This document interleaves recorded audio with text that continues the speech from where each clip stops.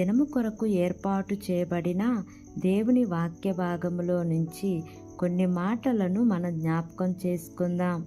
ఈరోజు క్రిస్మస్ గనుక మీకు మీ కుటుంబ సభ్యులందరికీ క్రిస్మస్ శుభాకాంక్షలు తెలియజేస్తూ ఉన్నాను. అసలు క్రిస్మస్ అంటే ఏమిటి? ఇంటికి సున్నాలు. క్రిస్మస్ అంటే ఏమిటి? ఇంటి నిండా పిండి వంటలు.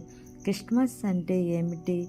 ఒంటి నిండా కొత్త బట్టలు, తాగుబోతులు, చిందులు, విందులు, ఇంటి మీద స్టార్లు, ఇంటి లోపల బార్లు కాదు. క్రిస్మస్ అంటే జీవము కలిగిన దేవునిని సజీవమైనటువంటి మనిషి కలుసుకొని ఆరాధించటమే అసలు సిసలైన క్రిస్మస్. దేవుడు ఈ కొద్ది మాటలు దీవించి మనందరి విడికిడిలో ఫలింపచేయును గాక. ఆమేన్. ప్రార్థన చేసుకుందాం. ప్రేమ కలిగిన యేసయ్యా, కృప కలిగిన దేవా, నీకు వందనాలు తండ్రి. నీకు స్తోత్రములు ప్రభువా. ఇంతవరకు నీ కృపలో మమ్మల్ని కాచి కాపాడిన విధానాన్ని బట్టి నీకు వందనాలు తండ్రి.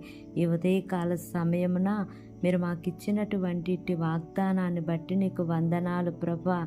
ఎంతమంది బిడ్డలు ఈ వాక్యమును విని ప్రార్థనలో ఏకీభవిస్తున్నారో తండ్రి, ప్రతి కుటుంబాన్ని మీరు జ్ఞాపకం చేసుకోండియా. నీ మేలుల చేత వారిని తృప్తిపరచమని అడుగుచున్నాను తండ్రి. అయా, బలహీనులు ఉంటే జ్ఞాపకం చేసుకోండియా. వారికి మంచి ఆరోగ్యమును దయచేయండియా. ఉద్యోగాలు లేని వారికి ఉద్యోగాలను ఇవ్వండి తండ్రి. చదువుకుంటున్న ప్రతి ఒక్క బిడ్డకు నాయనా నీ యొక్క జ్ఞానమును మీరు వారికి అనుగ్రహించమని అడుగుతున్నాను తండ్రి.